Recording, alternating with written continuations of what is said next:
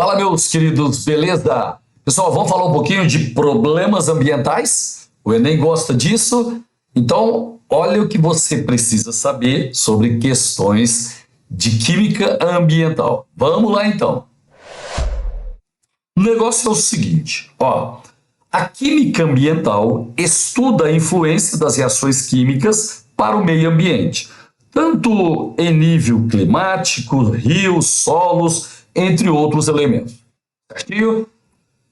Quais são os temas principais quando a gente fala em química ambiental? Pessoal, problema com a camada de ozônio, efeito estufa, outro problema ambiental, chuva ácida, metais pesados também entram nessa questão e descartes de lixo também são assuntos que o Enem costuma colocar nas provas, beleza?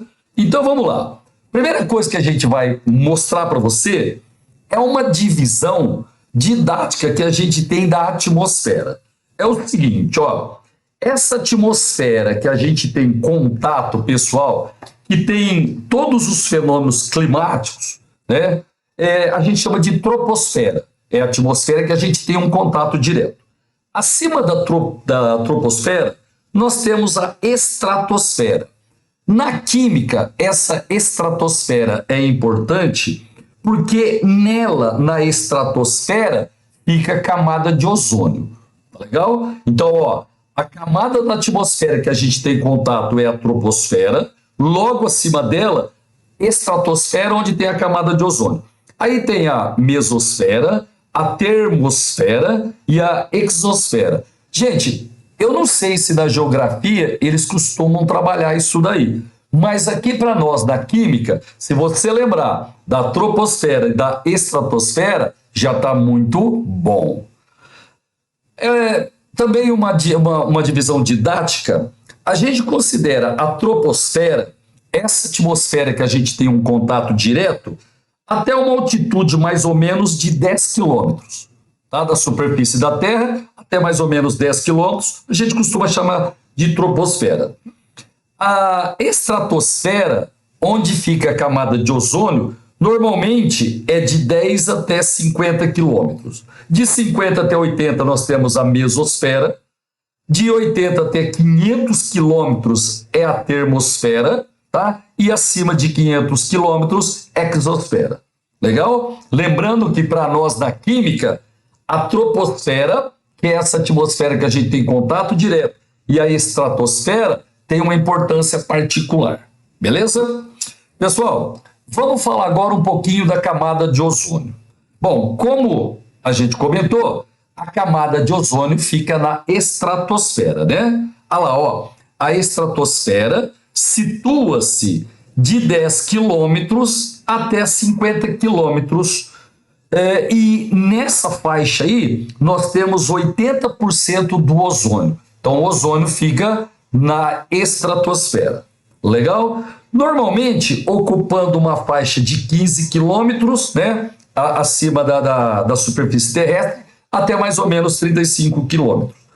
Essa camada de ozônio ela tem um papel fundamental, um papel extremamente importante. Pessoal, ela absorve mais de 95% da radiação ultravioleta, que é nociva à saúde humana. Tá? Essa radiação ultravioleta é proveniente do Sol e a camada de ozônio ela funciona como um absorvedor. Tá certo? Como um filtro para esse raio ultravioleta. Legal? Qual é o principal vilão quando a gente fala em destruição da camada de ozônio? Tem que saber isso daí. O Enem vai cobrar. Pessoal, são os gases CFC. CFC, cloro, flúor, carbono, tá? Haletos orgânicos. Eles são os principais destruidores da camada de ozônio. Não vai esquecer? Beleza? Agora é o seguinte, ó, dá uma olhadinha aqui, isso aqui é bacana para você entender para o Enem. Ó, aqui nós temos o Sol e ele está mandando radiação para a Terra. Pessoal, como a gente comentou, a camada de ozônio, ela absorve parte dessa radiação ultravioleta. Legal? Aqui você percebe que pela ação do CFC, nós produzimos um buraco na camada de ozônio. Então, nesse buraco aqui, a gente já não vai ter mais o filtro dos raios ultravioleta. Tá certo? Aí a gente pode ter sérios problemas de saúde para a população com essa destruição da camada de ozônio. Tá bom? Beleza? Calma que não acabou não. O negócio é o seguinte, ó, deixa eu contar uma coisa para você. Lá na estratosfera, onde a gente tem a camada de ozônio, quando chega o raio, os raios ultravioleta, a gente tem ozônio, pessoal, naturalmente se transformando em oxigênio. Beleza? Aqui o balanceamento é 2, aqui o balanceamento é 3. O negócio é o seguinte, ó, isso daqui é um fenômeno natural. A gente tem essa reação acontecendo a todo momento lá na estratosfera. Beleza? Só que é o seguinte, ó, quando o ozônio se transforma em oxigênio, ele libera um oxigênio atômico. Esse oxigênio atômico, ele acaba reagindo com outra molécula de oxigênio e formando ozônio. Então, ó, esse equilíbrio químico aqui, lá na estratosfera, ele é absolutamente normal. A gente tem ozônio se transformando em oxigênio, oxigênio se transformando em ozônio, e essa concentração, ela praticamente, né, fica constante, é um equilíbrio natural que não tem problema. O problema é quando a gente usa CFC. Legal? O que vai acontecer? Ocorre uma homólise e nós produzimos cloro radical livre, certo? Cloro atômico, cloro radical livre. Esse cloro que foi produzido pelo CFC, ele vai reagir com oxigênio, desculpa, com ozônio, ele vai formar ClO e vai formar o O2. Beleza? Esse Cl2, que também é um radical livre, ele vai reagir com oxigênio atômico. Lembra que eu falei que o ozônio ele se quebra em O2 e libera oxigênio atômico? Esse oxigênio atômico ele reage com ClO e vai produzir gás oxigênio e libera outro cloro, outro radical livre cloro. Esse cloro aqui, ele vai atacar outra molécula de ozônio. Isso daqui você está vendo, formou um ciclo, tá certo? A gente diz, nesse caso aqui, que o cloro, pessoal, ele catalisa. Deixa eu só apagar aqui, deixa eu dar uma limpada aqui, que eu vou mostrar uma coisa para você. Ó, houve uma homólise, né, do cloreto de metila, de um CFC. Esse aqui normalmente não aparece muito, né? Normalmente aparece o Cl2F2C, tá? Mas pode ser qualquer molécula que tenha cloro. Houve a homólise e formou radical livre cloro, beleza? Cloro atômico. Esse cloro vai atacar uma molécula de ozônio, vai produzir ClO mais oxigênio. Aí o ClO reage com oxigênio atômico, produz um Cl, né? E vai produzir gás de oxigênio. Pessoal, se eu somar essas duas equações, dá uma olhadinha. O cloro entrou na primeira e está sendo restituído no final. Esse ClO, ele foi produzido e já foi consumido. Então a gente tem assim, ó, somando tudo, o O3 gasoso, reagindo com oxigênio gasoso, oxigênio atômico gasoso, produzindo, pessoal, um O2 mais um O2, 2O2. Beleza? Como chama aquela espécie que entra em uma reação de cima e é restituído na última equação? Pessoal, catalisador, tá? Então, o cloro, ele funciona como um catalisador da destruição da camada de ozônio, certinho? Então, função do ozônio, filtrar, absorver raios ultravioleta, beleza? Quem catalisa a destruição do ozônio na camada de valência? CFC, tá certo? Eles funcionam como catalisador, beleza? Gente, aqui tem um slide, olha só que bacana, ó. Eu tenho aqui o Sol, tá? Ele está emitindo radiação para a Terra. Olha só o que acontece, ó. A gente tem aqui agora um outro fenômeno. Esse fenômeno aqui a gente vai chamar de efeito estufa. Nós acabamos de falar da destruição da camada de ozônio pelo CFC, agora vai ser mais um componente, né, dos problemas ambientais, que é o efeito estufa. Então dá uma olhadinha. Ó, o Sol, ele está emitindo radiação para a Terra. Essa radiação, ela choca-se com a Terra e produz calor. Pessoal, esse calor, ele sai da Terra, ele escapa, uma parte dele escapa, ok? E mantém a Terra aquecida para a gente ter vida na Terra. Nós temos alguns gases chamados gases do efeito estufa. Os dois principais, gás carbônico e o gás metano. Só que tem também esse N2O, chamado de gás, né, ou óxido nitroso, que ele também é um componente do efeito estufa. Mas tudo bem, eles são gases do efeito estufa e o efeito estufa sempre existiu na Terra. Só que agora, com o uso de tecnologia, né, da industrialização, olha só o que aconteceu. Os gases do efeito estufa, eles tiveram um aumento muito grande em suas concentrações, ok? Ó, os gases do efeito estufa, eles sempre existiram. Só que agora, com a industrialização, a quantidade desses gases de efeito estufa, a quantidade aumentou demais. Aí o que acontece? A luz, ela continua, né, entrando, o Sol emite radiação aqui para a Terra. Vai continuar gerando calor.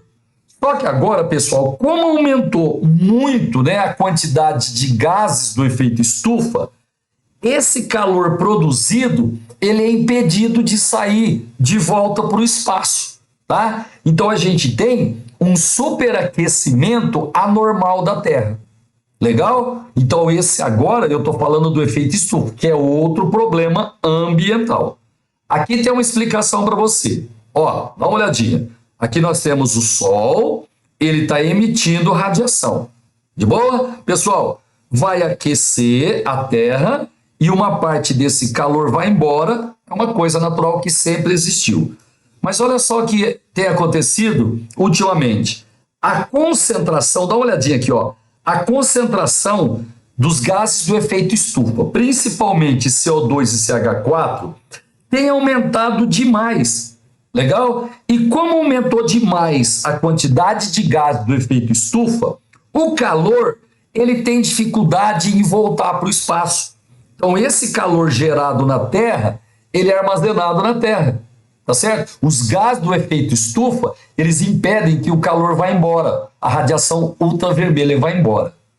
Tudo bem? Então a gente vai ter um aquecimento demasiado da Terra. E esse é o tal de efeito estufa. Calma que tem mais explicação aqui. Ó, aqui nós temos novamente o Sol. Agora tem uma gradativa aqui, ó, né? Um esqueminha gradativa para você entender direitinho. Ó, número 1. A luz solar atravessa a atmosfera e aquece a Terra.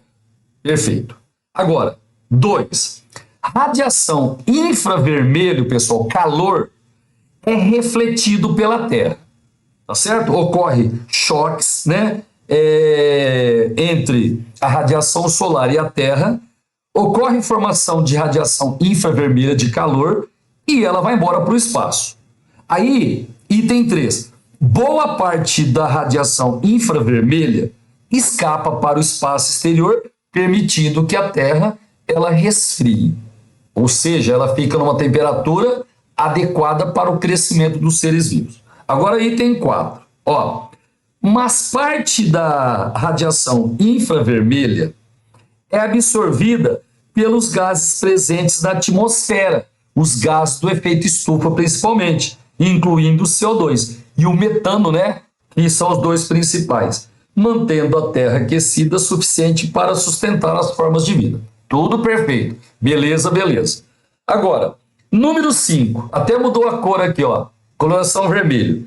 Intensificação do efeito estufa. Pessoal, a ampliação de níveis de gás carbônico de metano, de óxido nitroso N2O, a intensificação desses níveis aumenta a quantidade de calor refletido, fazendo com que a atmosfera e a superfície terrestres aqueçam demasiadamente. Tá legal? Então, o problema é que depois que a gente teve a industrialização, a quantidade de gás carbônico e de metano, pessoal, aumentou demais. Então, agora, parte desse calor, ele é impedido de sair aqui da atmosfera. E a gente tem o superaquecimento da Terra. Beleza? Isso aqui é mais para geografia, mas é legal citar na química. Ó, emissão de gases do efeito estufa. Pessoal, a maior quantidade vem de desmatamento, para usar a terra, por exemplo, para lavoura, ou para agropecuária. Tá? A própria agropecuária, hoje ela responde por 25% da emissão de gás do efeito estufa, principalmente metano, né? Criação de gado, a gente tem a produção, a formação de gás metano, certinho?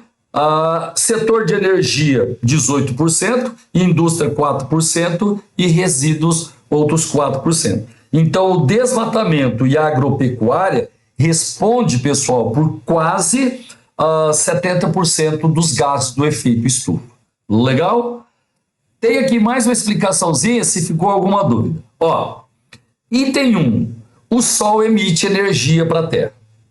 2, a energia chega na Terra. 3, essa energia, parte dela, é refletida para voltar para o espaço. Legal? 4, mas parte dela é absorvida pelos gases do efeito estufa. Certinho? 5, esse aquecimento desestabiliza o clima, secas, ondas de calor e frios extremos, tempestades, etc. Isso quando a quantidade de gases do efeito estufa ultrapassa níveis normais. Tá bom? Agora detalhe, ó. O principal gás do efeito estufa é o gás carbônico, pessoal, pela quantidade. O metano, ele tem uma intensidade até maior que o CO2, só que a quantidade de CO2 é muito grande. Então ele passa a ser o pior, né, vilão do efeito estufa. Joinha? Quando a gente produz CO2? Aqui, ó, queimadas, né, e o uso de petróleo, uso de combustíveis fósseis. Existe uma emissão muito grande de gás carbônico, que é o principal vilão do efeito estufa. Falando em vilão, dá uma olhadinha aqui, ó. Principais gases do efeito estufa. Queridos, em termos de quantidade, o CO2 é o principal vilão. Nós temos o metano, nós temos até o hexafluoreto de enxofre, certo? E o óxido nitroso. Pessoal, mas os dois principais que eu acho que você deveria guardar, gás carbônico e CH4. Então, vamos fazer um apanhado do que a gente discutiu até agora. 2 problemas ambientais a gente abordou. Buraco na camada de ozônio, destruição da camada de ozônio e o efeito estufa. Qual é o principal vilão da destruição da camada de ozônio? Pessoal, CFC, clorofluorcarbonos. Quais são os dois principais gases, né, vilões do efeito estufa? Meus queridos, gás carbônico e gás metano. Guarda isso para mim. Legal? Agora, mais um problema ambiental. Nós tratamos da destruição da camada de ozônio, do efeito estufa. Agora a gente vai falar um pouquinho de chuva ácida, outro problema ambiental. Ó, vale a pena citar. Todas as chuvas são ácidas.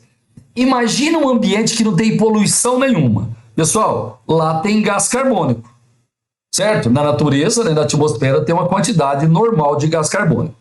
O gás carbônico é um óxido ácido, porque o carbono é ametal. Quando o gás carbônico ele reage com a água, ou, né, quando está chovendo, ou da própria água que tem na atmosfera, vai haver a produção do ácido carbônico. Gente, se você medir o pH de uma chuva que caiu lá na fazenda, que não tem poluição nenhuma, você vai encontrar um pH ácido, tá? Por quê? Por causa da formação do ácido carbônico.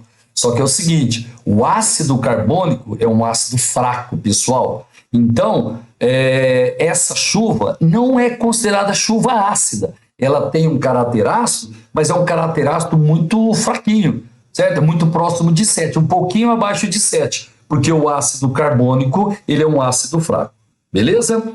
Porém, as chuvas tornam-se um problema ambiental quando o seu pH fica abaixo de 4,5. Na verdade, quando fica abaixo de 5,6, você já chama a chuva de chuva ácida. Agora, quando fica abaixo de 4,5, aí já é um problema muito grave, né? Da chuva ácida.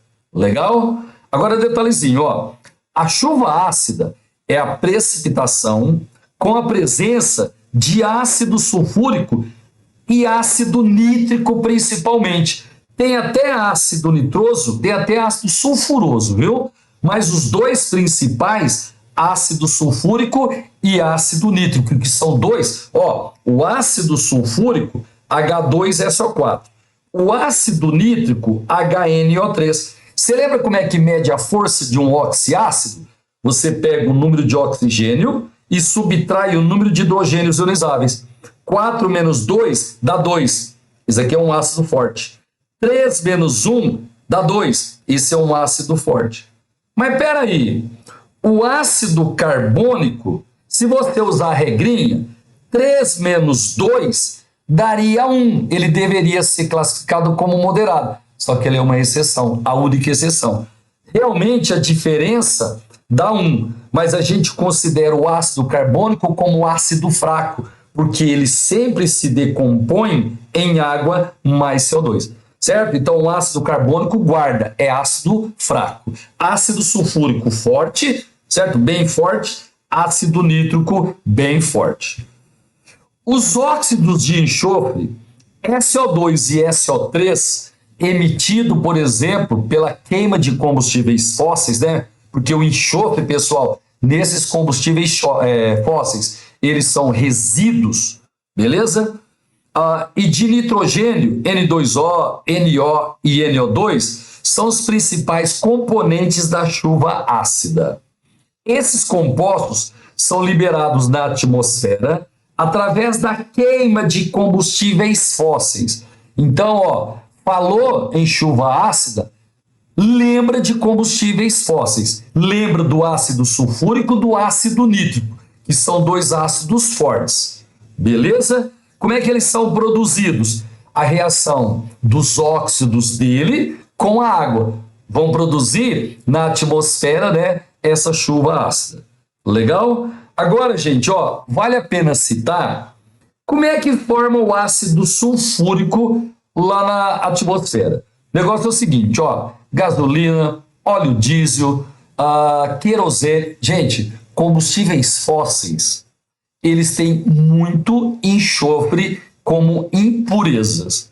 Então, quando a gente queima um combustível fóssil, joga na natureza enxofre, partículas de enxofre.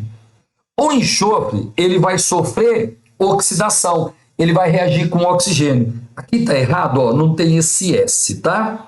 O enxofre, ele reage com o oxigênio do ar. Aí vai produzir óxido, né, dióxido de enxofre.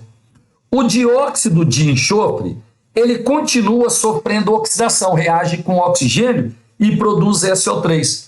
Queridos, o SO3, o trióxido de enxofre, ele é um óxido ácido porque o enxofre é a metal. Óxido ácido com água vai virar o ácido correspondente. Tanto é que a gente chama o SO3 de anidrido sulfúrico. Legal? Porque ele, quando reage com água, produz o ácido sulfúrico. Então a gente diz que o SO3 é o anidrido do ácido sulfúrico, é o anidrido sulfúrico. De boa? Na natureza, na atmosfera, nós temos gás nitrogênio e gás oxigênio. Lembra disso, né? São 78% de nitrogênio na nossa atmosfera e 21% de oxigênio. Certinho? Pessoal, Na atmosfera, nós não temos reação entre nitrogênio e oxigênio. Não, eles não reagem entre si. Só que é o seguinte, quando tem uma chuva com relâmpago, com trovão, o relâmpago ele vai dar uma energia de ativação e vai promover a reação do nitrogênio com o oxigênio e vai produzir NO2, tá? O dióxido de nitrogênio, beleza? Pessoal, esse dióxido de nitrogênio, ele é um anidrido duplo. Quando ele reage com água, ele produz ácido nítrico e ele produz ácido nitroso, beleza? Ó, o anidrido sulfúrico é o SO3. O SO3 é o anidrido sulfúrico. O NO2 ele é uma exceção. Ele é anidrido tanto do ácido nítrico quanto do ácido nitroso. Beleza? Então, em regiões que está tendo chuva com relâmpago, você vai medir o pH da água da chuva, ele vai ficar abaixo, bem abaixo da chuva normal, né? Por causa do gás carbônico. Beleza? Por quê? Porque quando tem relâmpago, a gente tem a formação de ácido nítrico e ácido nitroso. Isso é legal de saber. Beleza? Causas da chuva ácida. Estou falando de chuva ácida agora. As atividades humanas são as principais responsáveis por esse fenômeno da chuva ácida. Legal, pessoal? Como vimos, a liberação de gases em decorrência do uso de combustíveis fósseis é a principal responsável pela chuva ácida. Beleza? Deixa eu ver se tem alguma coisa importante aqui. Ó, para a natureza, a chuva ácida pode destruir a vegetação, pode causar acidificação dos solos e da água de rios e lagos. Beleza, pessoal? O que mais, hein? Que tem de importância aqui, ó. A chuva ácida também pode causar corrosão em mármores e calcários. Pessoal, vamos supor que a chuva ácida produziu H2SO4. O calcário é o CaCO3. Aqui você tem um ácido, você tem um sal. Vai acontecer uma reação de dupla troca. O que vai produzir? Pessoal, CaSO4 mais H2CO3. O que a gente aprendeu? O H2CO3 é fraco, se decompõe em água mais CO2. Então veja que a chuva ácida ela pode destruir monumentos, né? De mármore ou calcário, por exemplo, né? Mármore e calcário, né? Que é a mesma coisa, CaCO3. Aqui a gente tem um esqueminha, ó, a indústria e os automóveis, os veículos, eles estão emitindo óxido de enxofre e de nitrogênio, beleza? Lá em cima, eles vão reagir com a água e vão virar ácido sulfúrico e ácido nítrico, beleza? Esse ácido sulfúrico e esse ácido nítrico, eles são a chuva ácida, principalmente ele. De boa? Essa chuva ácida prejudica as pessoas, pode deixar envenenado lagos, pode matar plantas, beleza, pessoal? E assim por diante. De boa, de boa, de boa? Agora eu vou falar um pouquinho de metais pesados. Resumindo rapidão, ó, principal vilão da camada de ozônio, CFC. Efeito estufa, quais são os dois principais? Gás carbônico e metano. Chuva ácida, são os óxidos de enxofre e de nitrogênio, porque vai formar ácido sulfúrico e ácido nítrico, principalmente. Agora, metais pesados. Pessoal, na química a gente considera metal pesado, normalmente aquele que tem uma densidade acima de 5 gramas por centímetro cúbico e número atômico maior que 20. Beleza? Só que é o seguinte, tem alguns metais pesados que eles são especialmente tóxicos. Por quê? Porque eles são muito reativos, tá? E principalmente, pessoal, porque eles vão causar bioacumulação. O que é isso? Eles vão acumular no nosso organismo. E alguns deles causam graves problemas. Beleza? Quais são os principais metais pesados? Pessoal, tem o arsênio, tem o chumbo, tem o cádmio, tem o cromo, tem um monte. Você vai prometer decorar 3 para mim. Ó, o chumbo é um metal pesado muito tóxico. O mercúrio é um metal pesado extremamente tóxico. Causa sérios problemas de saúde nas pessoas, tá? e o cádmio. Se você lembrar desses três aqui, eu acho que já está legal. Ó, chumbo, cádmio e mercúrio são os três metais pesados tóxicos que a gente tem que ficar esperto, né, em termos de poluição ambiental. Aí, as principais responsáveis, normalmente, né, pela contaminação do solo e das águas por metais pesados. Bom, em primeiro lugar, tem as indústrias mineradoras, pessoal, certo? Lembra, né, dos problemas que a gente teve em Minas Gerais, por exemplo, por causa das mineradoras, lá no Nordeste também. Indústria de galvanoplastia, também normalmente joga metal pesado na natureza. Indústria de manufaturas de produtos eletrônicos. Tem alguns produtos eletrônicos que usam metais pesados.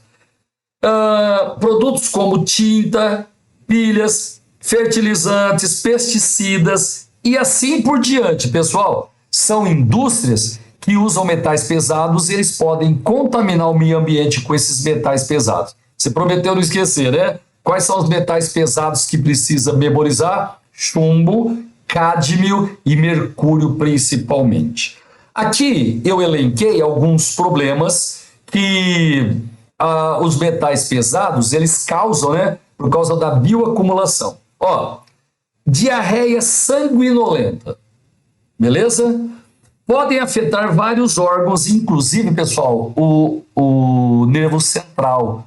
Beleza? Mercúrio, por exemplo, ele causa um problema muito grande, né? Em nível de cérebro.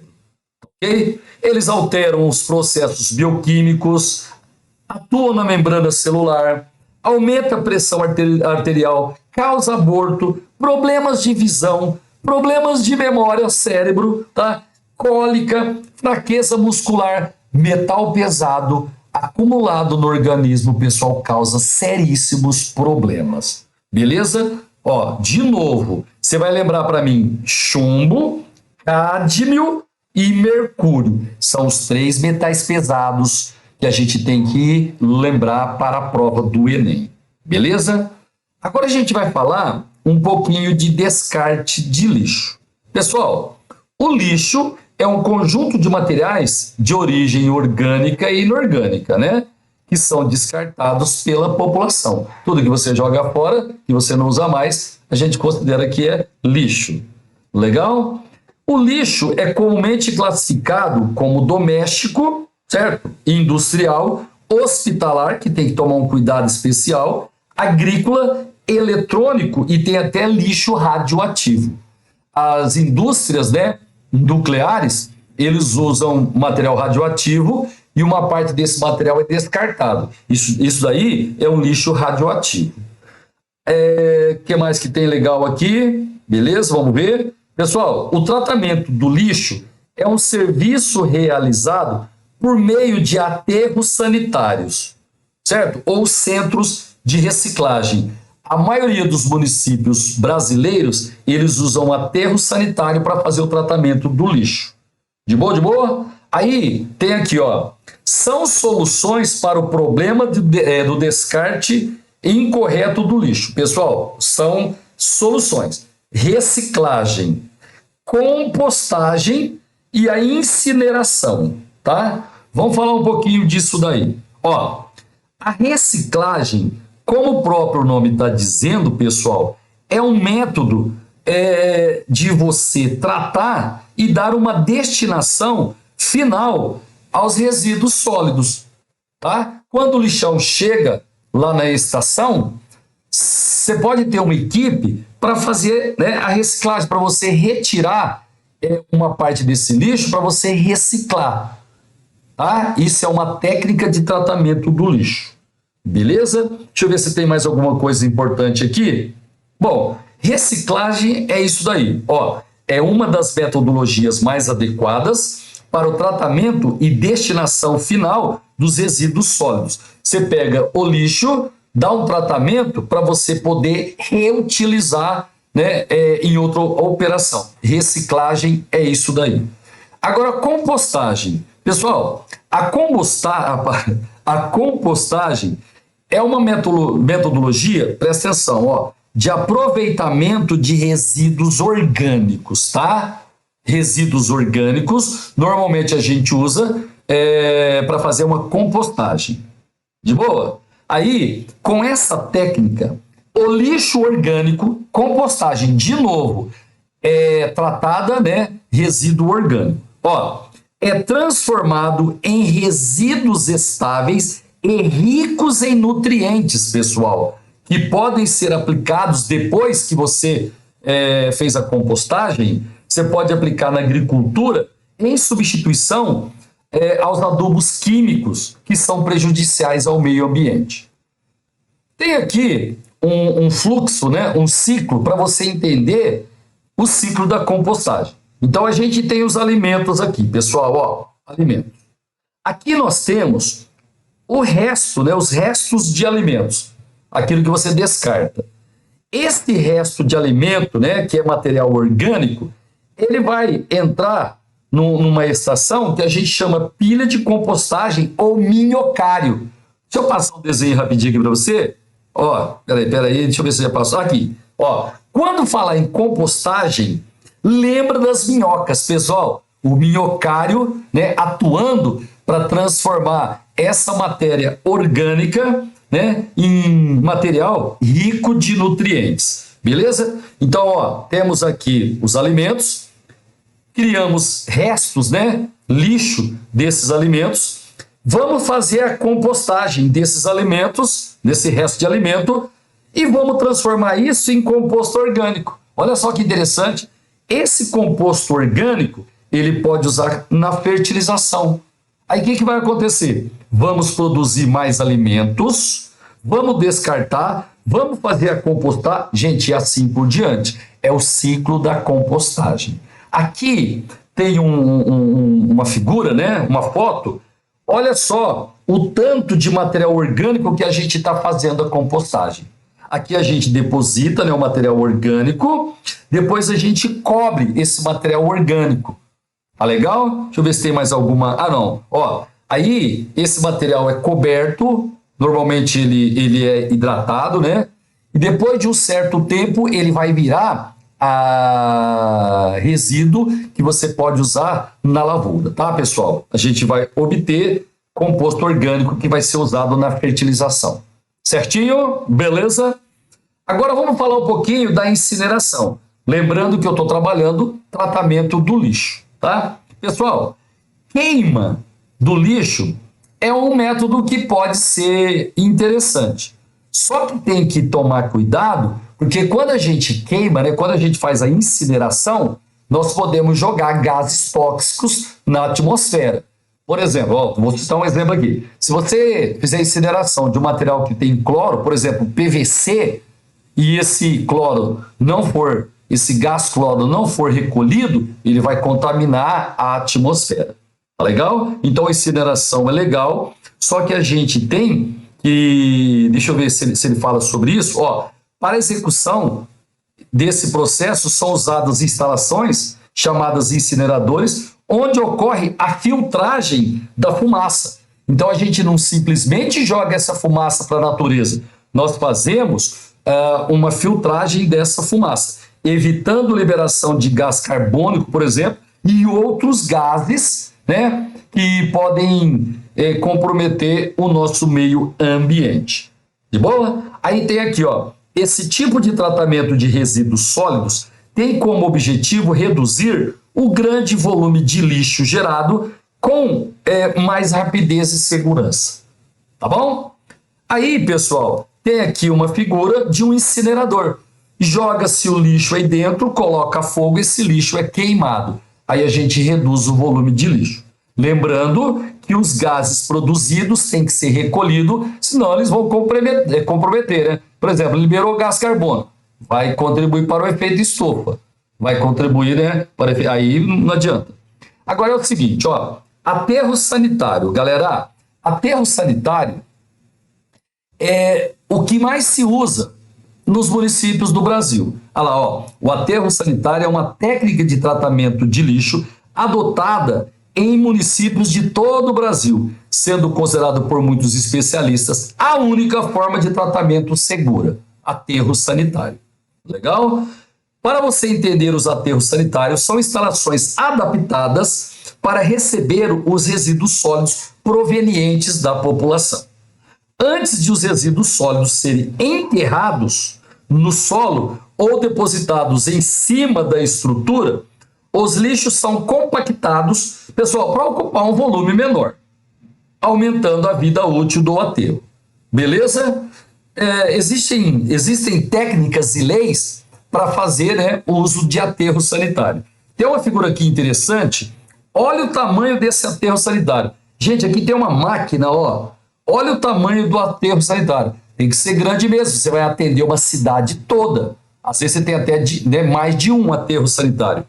E aqui nessa figura dá para você ver que eles colocam uma manta protetora aqui para o chorume, que é aquele líquido fedorento, né?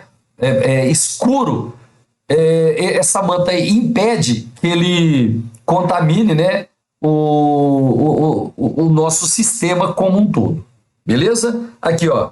Ele colocou aí, ele fez um pertinho do outro. Aqui tem uma noção mais legal ainda, ó. Olha o tamanho desse aterro sanitário chegando um caminhão depositando o lixo aí.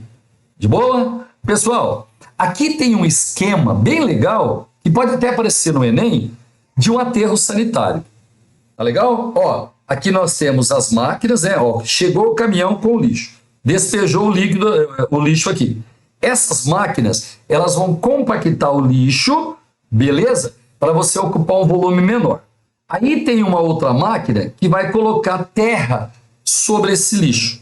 Esse esquema aqui é o esquema de um aterro sanitário. Aqui eles colocam uma tubulação para recolher o chorume, né? Que é aquele líquido, como eu disse para você, escuro, que pode contaminar os lençóis freáticos. Aqui tem um outro corte, né? Uma estação de produção de biogás, de metano, através de um aterro sanitário. Tem um aterro sanitário, eles vão usar para produzir o biogás. Lembrando que o biogás, ou gás natural, ele tem como principal componente o metano. Certinho? Pessoal, então aqui, ó, dá para você ver que tem o lençol freático, né? Por isso que a gente coloca aquela manta protetora para o chorume não contaminar o lençol freático. E a gente vai tendo essas camadas de lixo aqui. E, né, nesse caso, a ideia é produzir gás natural, o biogás, que é o CH4. Beleza? Gente, de problemas ambientais que pode aparecer no Enem, é mais ou menos isso daí, tá? Só para lembrar, buraco na camada de ozônio, né? A gente falou aqui, efeito estufa, chuva ácida, metais pesados, destinação de lixo. Isso é importante, precisa saber isso para o Enem. Um abraço, até a próxima.